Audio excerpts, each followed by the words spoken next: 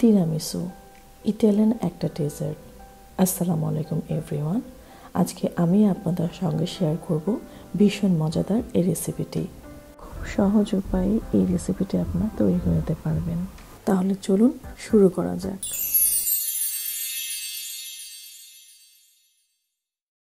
প্রথমেই আমি এখানে নিয়ে নিচ্ছি একটা পরিষ্কার পাত্র। তার মধ্যে আমি এখন দিয়ে দিব ফুল ক্রিম। আপনারা যে কোনো ব্র্যান্ডের ফুল ক্রিম ইউজ করতে পারেন। আর আমি এই রেসিপিতে কি কতটুকু ইউজ করব সব কিছু কিন্তু ডেসক্রিপশন বক্সে দেয়া থাকবে।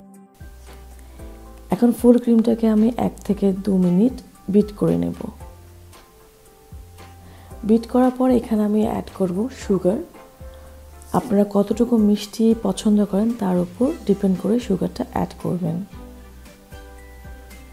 সুগারটা দেওয়ার পর এখানে আমি আরও 5 থেকে 6 মিনিট বিট করে নিয়েছি এবং এরপর এখানে আমি অ্যাড করব মাস্কারপোনে। এটা ইটালিয়ান এক ধরনের ক্রিম চিজ এবং এই রেসিপির জন্য আমাদেরকে এটাই ইউজ করতে হবে। চিজটা অ্যাড করার পর আমি এখানে আরও 5 থেকে 6 মিনিট বিট করে নিয়েছি এবং এই পর্যায়ে এসে আমাদেরকে বিটারটা অফ করে দিতে হবে এবং এটা আমাদের একেবারে রেডি। এরপর আমি একটা পাত্র নিয়ে নিচ্ছি। তারপর এর মধ্যে আমি ঢেলে নেব কুসুম গরম পানি এবং কুসুম গরম পানি ঢেলে নেওয়ার পর এখানে আমি দিয়ে দিচ্ছি কফিটা দেওয়ার পর ভালোভাবে আমরা নেড়ে চেড়ে নিচ্ছি। নেড়ে চেড়ে এখন এটাকে আমরা সরিয়ে নিব এবং এখন আমি আরেকটা পাত্র নিয়ে নিয়েছি। এটা স্কোয়ার শেপের হলেই ভালো হয় এবং এর মধ্যে আমি এখন দিয়ে দিব লেডি ফিঙ্গার বিস্কিট।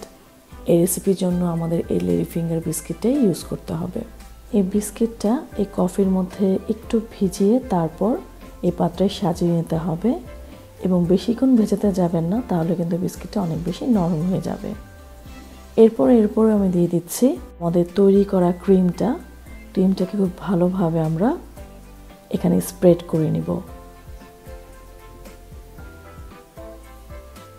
ভালোভাবে স্প্রেড করার পর এখানে আমরা দ্বিতীয় লেয়ারে সেই লেডি ফিঙ্গার বিস্কিটটা আবারও সাজিয়ে নিব।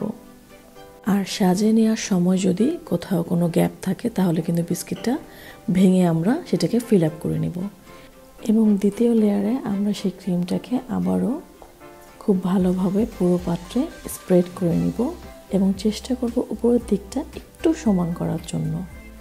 তো এখানে আমি নিয়ে নিয়েছি এখন কোকো পাউডার। এটা আনসুইটেন কোকো পাউডার এবং এই কোকো পাউডারটাকে আমি উপর দিয়ে এভাবে ডাস্ট করে দিব। এরপর এটাকে আমাদের সারা রাত ফ্রিজে নর্মাল চেম্বারে রেখে দিতে হবে। পরদিন এটাকে আমি ফ্রিজ থেকে বের করে নিলাম এবং তৈরি হয়ে গেল মজাদার এই ডেজার্টটি এবং এটা খেতে কিন্তু ভীষণ মজা। আশা করি আমার আজকের রেসিপিটি আপনাদের কাছে ভালো লেগেছে।